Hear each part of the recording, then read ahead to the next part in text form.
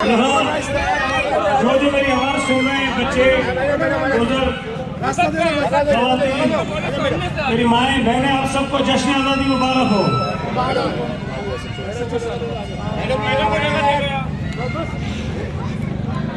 पाकिस्तान के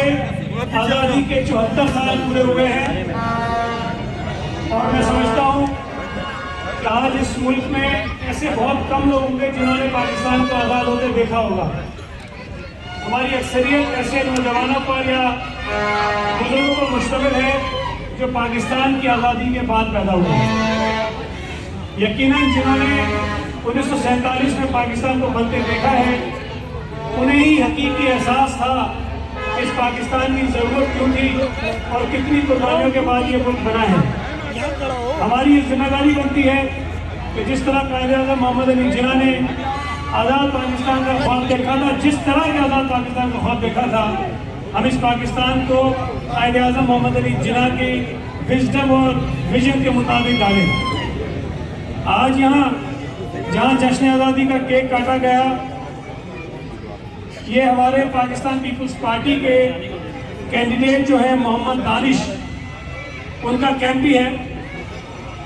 मैं यहाँ मौजूद तमाम दोस्तों से और यहाँ रहने वाले मेरे तमाम एहलियान से गुजारिश करूँगा कि पाकिस्तान पीपल्स पार्टी को कामयाब कराइए। माजी में कैंटोनमेंट के इलेक्शंस में पीपल्स पार्टी को कभी कोई खातिर ख्वाह कामयाबी नहीं मिली, लेकिन इस मरतबा पूरे कराची शहर में 6 के 6 कैंटोनमेंट बोर्ड में पाकिस्तान पीपल्स पार्टी भरपूर तरीके से इलेक्शन लड़ रही है और बहुत ज़बरदस्त हमने कैंडिडेट्स भी दिए हैं। ख़ास तौर पर यहाँ मेरे साथ खड़े मोहम्मद दानिश साहब बहुत बासलाहियत नौजवान हैं और इनको अगर आप कामयाब कराते हैं, पीपल्स पार्टी को अगर आप कामयाब कराते हैं, तो मुझे यकीन है कि ये आपकी नुमाइंदगी का हक भरपूर तरीके से अदा करेंगे और पाकिस्तान पीपल्स पार्टी की